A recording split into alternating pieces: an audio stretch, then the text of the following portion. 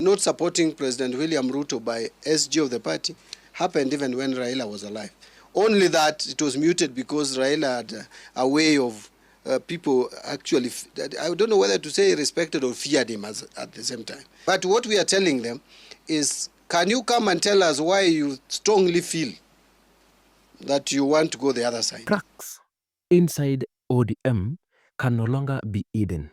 What was once managed behind closed doors has now spilled into a public view, forcing Treasury Cabinet Secretary John Mbadi to step before cameras and call for urgent dialogue within a party navigating one of its most turbulent moments since its founding.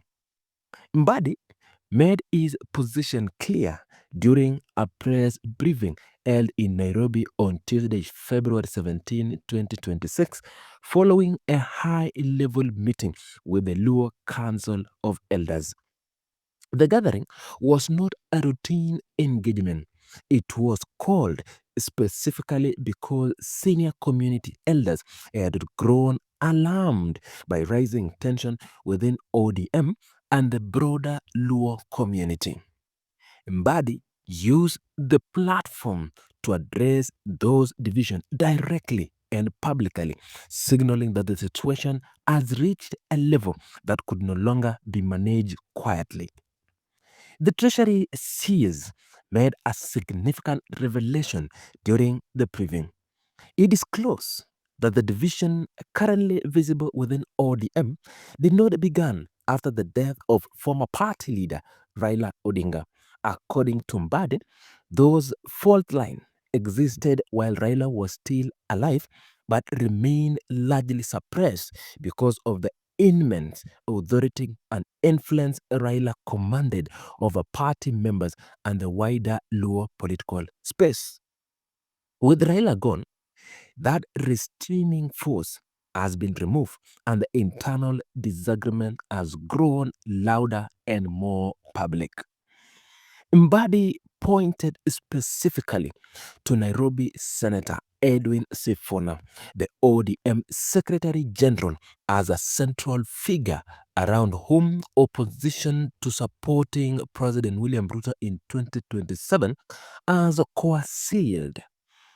Mbadi noted that Sifuna's resistance to aligning with Ruto was not a new position born out of grief or political repositioning after Raila's passing. That stance, Mbadi argued, was already present when Raila was still alive, only kept quiet because of indifference, or in Mbadi's own framing, a combination of respect and fear towards the former party chief. Mbadi also named two other prominent ODM figures who his reservation about working with President Ruto are long-standing. He cited Siaya Governor James Orengo and Embakasi East Member of Parliament Babu Owino as individuals who had voiced opposition to collaborating with Ruto even during Raila's lifetime. Both leaders, according to Mbadi, made their position known while Raila was still leading the party, suggesting that the current public split reflect a deeper and older ideological disagreement within ODM ranks.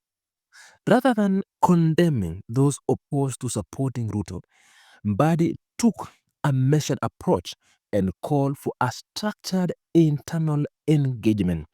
He argues that the dissenting functions to come forward and openly present their case, arguing that if they felt strongly about going in a different political direction, they owe the party and the community a clear explanation. Mbadi framed Kenya's political environment as one dominated by two main groups, presenting a binary choice to those resisting the Ruto's alignment. He challenged them to specify which alternative political camp they intend to join, referencing the opposition space associated with former Deputy President Rigathi Gachagua as the only other significant option available. The Luo Council of Elders, whose meeting with Mbadi prompted the press briefing, expressed concern on two fronts. Their first priority was the unity of the Luo community as a whole. Their second concern was the stability and cohesion of ODM as a political vehicle. The elders made it clear that the disjointed and contradictory public statement coming from different ODM figures were creating a dangerous condition on the ground, not just on political noise. Mbadi gave a specific and sobering example to illustrate how far the consequences of this division had already reached. He referenced to the Linda Mwananchi political tour that took place in Kitengela on Sunday, February 15, 2026. During that event, a person lost his life amid unrest connected to the political activity surrounding the tour. Mbadi disclosed that the individual who died was a member of Luo community, a fact he said he had only recently learned. He used that detail to underscore the real human cost being attached to the political disagreement playing out publicly among ODM leaders. Mbadi ended his engagement by reiterating his open invitation to those within the party who disagree with the direction being taken. He maintained that the door for internal dialogue remained open and that anyone who believed there was a compelling reason to oppose the current political alignment should come forward and make that case directly to the party and to the elders. The Council of Elders, for their part, had positioned themselves as a stabilizing body, urging all sides to prioritize community cohesion over individual political ambition as the country moves deeper into the pre-election season ahead of the 2027 general elections.